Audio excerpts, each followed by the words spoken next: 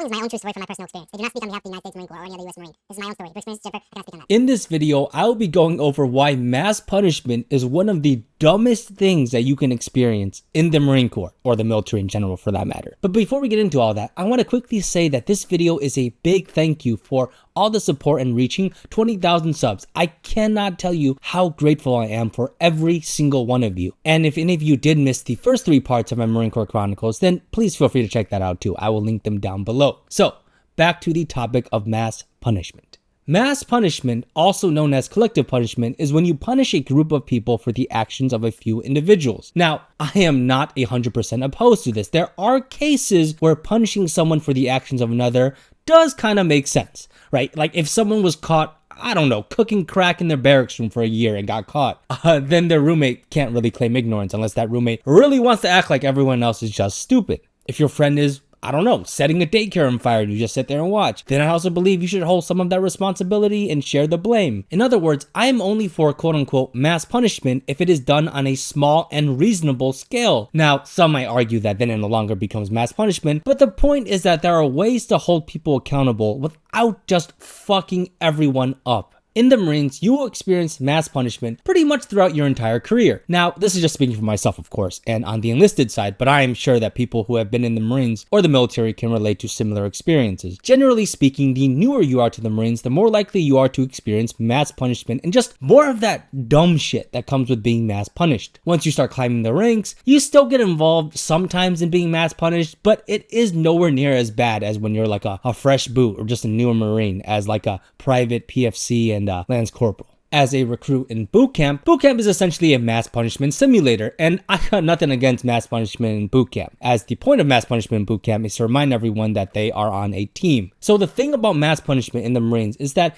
it is not just restricted to like a squad or even a platoon level. I have experienced mass punishment on a company-wide level. A company being literally hundreds of people. I mean, think about being in class of like 30 people. There's always that one guy in your class that always acts out. Imagine you being punished for that guy acting out. That shit drove me insane because I was constantly getting fucked up for things I did not do. And so in this video, I want to go over some of these stories, and I want to go back to when I was a brand new Marine at 29 Palms. As being a new Marine, that's when you get mass punished the most and most severely. But first, we need some context.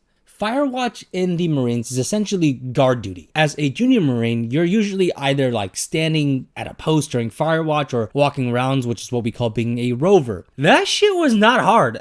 I'm just gonna be honest here, okay? I actually enjoyed Firewatch because, yeah, it sucks losing sleep and waking up at random times, but I found it to be pretty peaceful. I remember my nights doing Firewatch at 29 Palms, and I also remember that they would make us wear these like Scooby-Doo detective jackets. They were called all-weather jackets, but they look like the ones that detectives wear, and our woodland camis along with that. So we did rounds walking around looking like a bunch of detectives. And during Firewatch, I would usually get like an energy drink, such as like a NOS or a White Monster. Also, apparently there's like a stereotype with white monsters. I don't know anything about that. I started drinking it because, I mean, I don't think it's good for you, but I mean, this is 0 calories in it and it tasted good. So just saying. Anyways, getting back on track. So I would just do my rounds with whatever Firewatch buddy I had. And again, none of it was stressful. I mean, I didn't find it hard or anything like that. And you know, sometimes we would split up, we'd walk our own ways. But most of the time spent on Firewatch was just me sipping on energy drinks and pondering and such. That shit was not hard, okay? So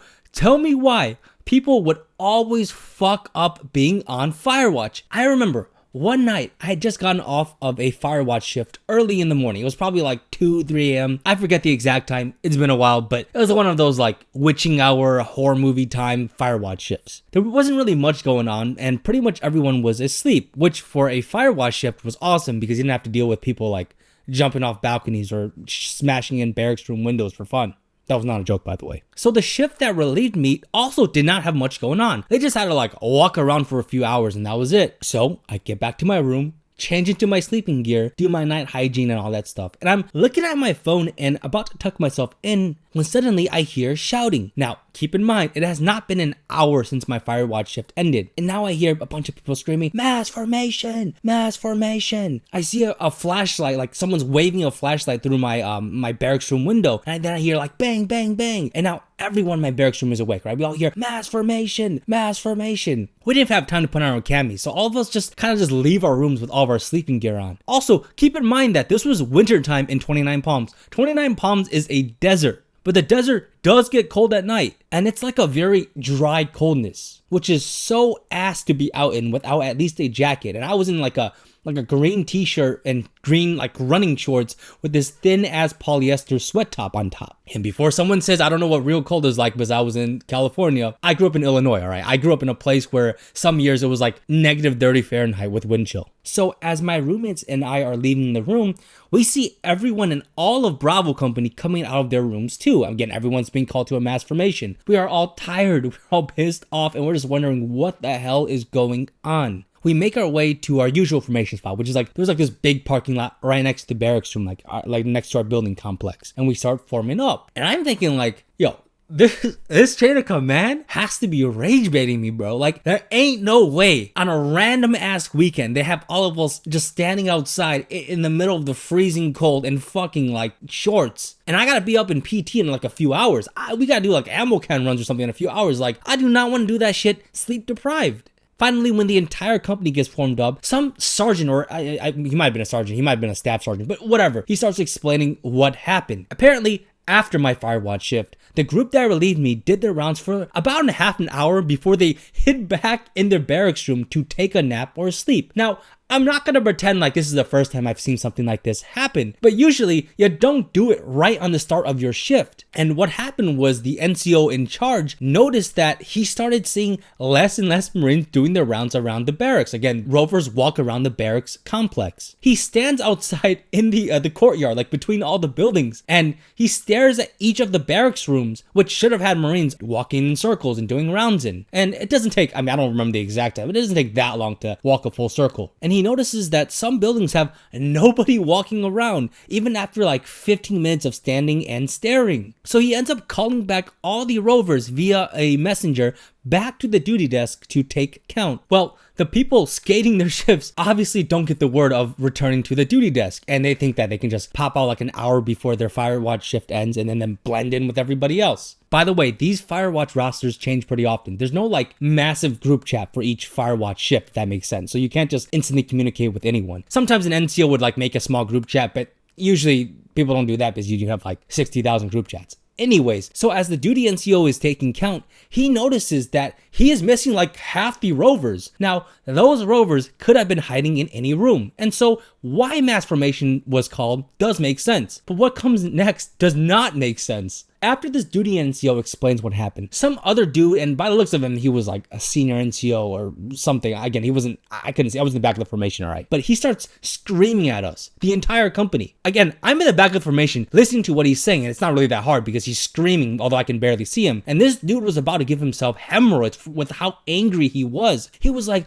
all of you are shitbags who think you're back on the block. Let me personally catch in if you skating during Firewatch. I will fuck you up.